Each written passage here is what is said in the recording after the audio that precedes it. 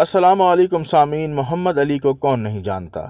20ویں صدی کے سب سے بڑے ایتھلیٹ ہونے کا اعزاز حاصل کرنے والے محمد علی کی کہانی۔ محمد علی کی پیدائش 1942 میں امریکہ کے سیاہ فام گھرانے میں ہوئی۔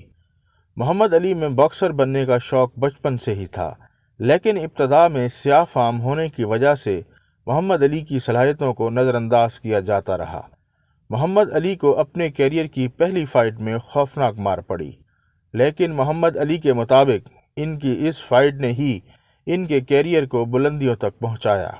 1960 کے روم میں منعقدہ اولمپکس میں محمد علی نے امریکہ کے لیے گولڈ میڈل جیتا، جو ان کی بے پناہ شہرت کا باعث بنا۔ لیکن تمغہ جیتنے کے بعد جب محمد علی اپنے شہر واپس آئے تو وہ نسلی امتیاز کا شکار ہو گئے۔ ایک ریستوران میں انہیں اس لیے نوکری نہ مل سکی کیونکہ وہ سیاہ فام تھے، اور اس واقعے کے نتیجے میں انہوں نے اپنے سونے کا تمغہ دریائے اوہایو میں پھینک دیا۔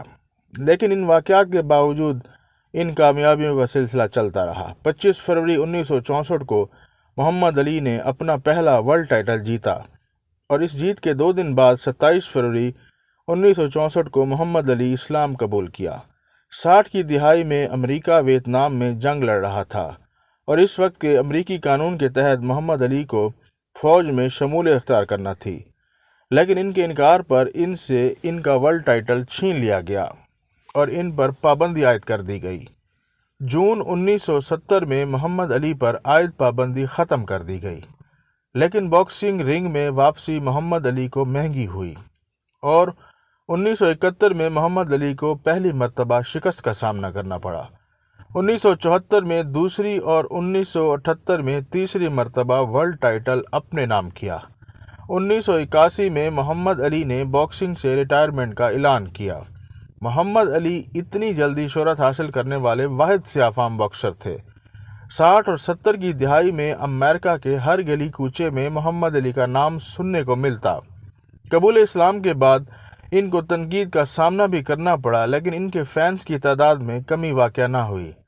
جب انہوں نے 1996 کے اٹلانٹا اولمپکس کی مشعل اٹھائی تو دنیا بھر کی توجہ ان کی صحت پر تھی۔ اس وقت انہیں ایک سونے کا تمغہ بھی دیا گیا، جو اس تمغے کے بدلے میں تھا جو انہوں نے دریائے اوہایو میں پھینک دیا تھا۔ آج بھی دنیا محمد علی کو ایک عظیم شخص کی حیثیت سے جانتی ہے۔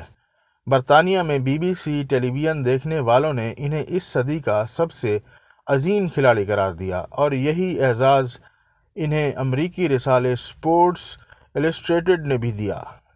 انہوں نے 62 میں سے صرف 5 باکسنگ میچ ہارے۔ ان کی فائٹنگ مشہور قول ہے کہ تتلی کی طرح اڑتے رہو اور شہد کی مکھی کی طرح ڈنگ مارو۔ تیز ترین باکسر میں صف اول پر رہے، جو اپنے مخالف کو ناچتے ہوئے محسوس ہوتے تھے، مگر یہ ان کی ٹانگوں کا تیز ترین ہلنا جلنا تھا کہ مخالف کا ہر وار ہوا میں جاتا تھا اور وہ ہر وار سے بچتے تھے۔ 4 جون 2016 کو سانس کی تکلیف کے باعث محمد علی کا انتقال ہوا۔ پاکستان اور دنیا بھر سے دلچسپ واقعات اور معلومات جاننے کے لیے ہمارے چینل اردو انفارمیشن کو سبسکرائب کریں۔ شکریہ۔